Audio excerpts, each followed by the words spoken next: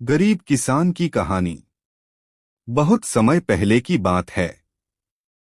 एक गांव में रामलाल नाम का गरीब किसान रहता था। उसके पास बस एक छोटी सी झोपड़ी और थोड़ी सी जमीन थी।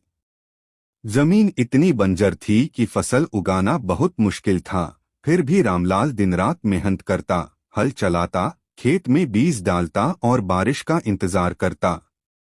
रामलाल बहुत ईमानदार और दयालु था। वह कभी किसी का बुरा नहीं चाहता था। लेकिन गरीबी ने उसे थका दिया था। कई बार उसे और उसके परिवार को भूखा सोना पड़ता था। एक दिन खेत जोतते समय उसकी हल की नोक किसी कठोर चीज से टकराई। उसने मिट्टी हटाई तो देखा कि एक बड़ा सा मिट्टी का घड़ा दबा हुआ है। रामलाल ने घड़ा खोला तो उसकी आंखें चमक उठीं, अंदर सोने के सिक्के भरे थे। रामलाल कुछ देर तक सोचता रहा। अगर वह चाहे तो इन सिक्कों से अपने जीवन की सारी कठिनाइयां खत्म कर सकता है, लेकिन उसका दिल कहता था कि यह धन शायद किसी का खोया हुआ है। वह घड़ा लेकर गांव के मुखिया के पास गया और बोला, यह घड़ा मुझे अपने खेत में मिला है, लेकिन यह मेरा नहीं है।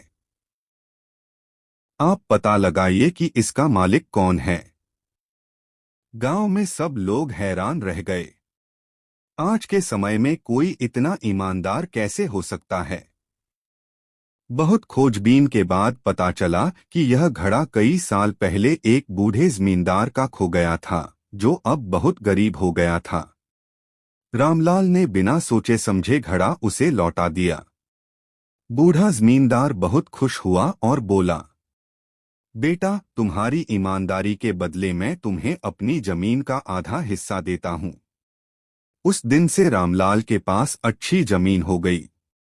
उसने मेहनत करके भरपूर फसल उगाई और गांव के गरीब लोगों की भी मदद करने लगा। सीख है, ईमानदारी और मेहनत कभी बेकार नहीं जाती।